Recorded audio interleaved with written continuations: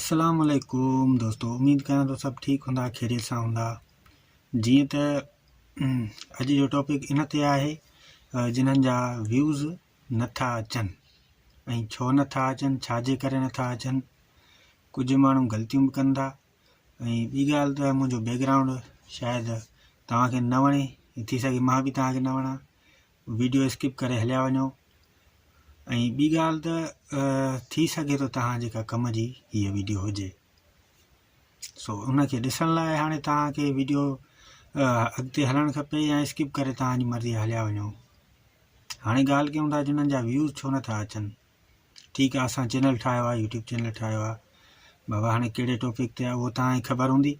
ऐं ॿी ॻाल्हि त पहिरियों पाण रखंदा आहियूं लॉन्ग वीडियो, 4 मिंट जो वीडियो आहे, 5 मिंट जो आहे, 6 मिंट जो आहे, सही आहे, हले थो पियो ज़बरदस्त।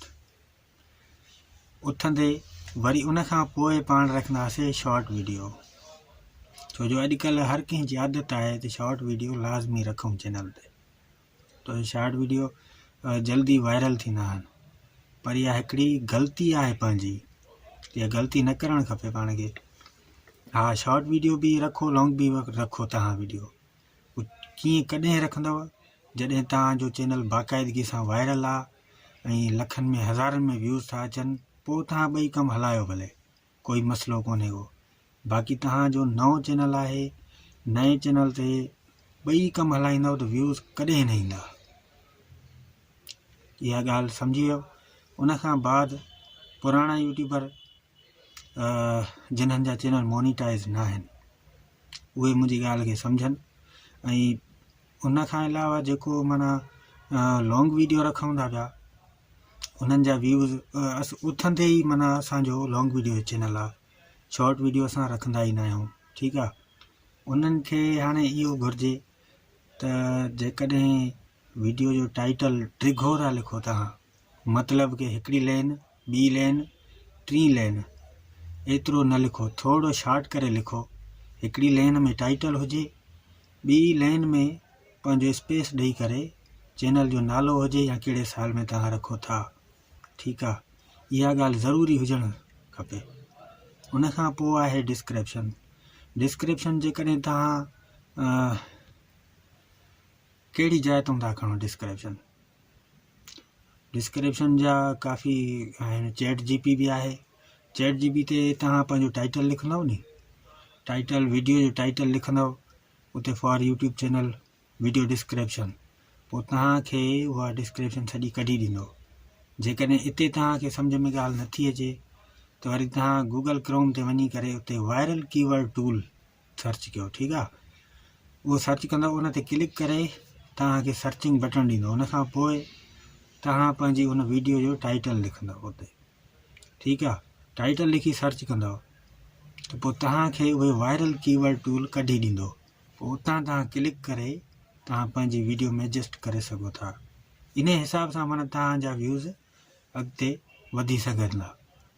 आउं बि इहो ई कमु कंदो आहियां, काफ़ी सारा यूट्यूबर बि इहो ई कमु कंदा आहिनि। ॿियो हाणे लफ़्ज़नि खे चूंडण में बि खपे थो। मिसाल तौरु हाणे असां हिकिड़ो वीडियो ठाहियो आहे ॻोठ जो।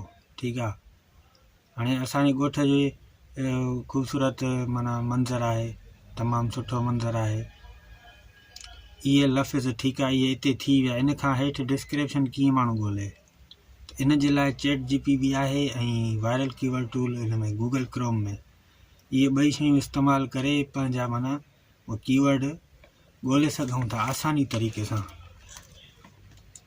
इहे हुया तव्हांजे लाइ माना जेके तव्हां ग़लति कमु कयो था।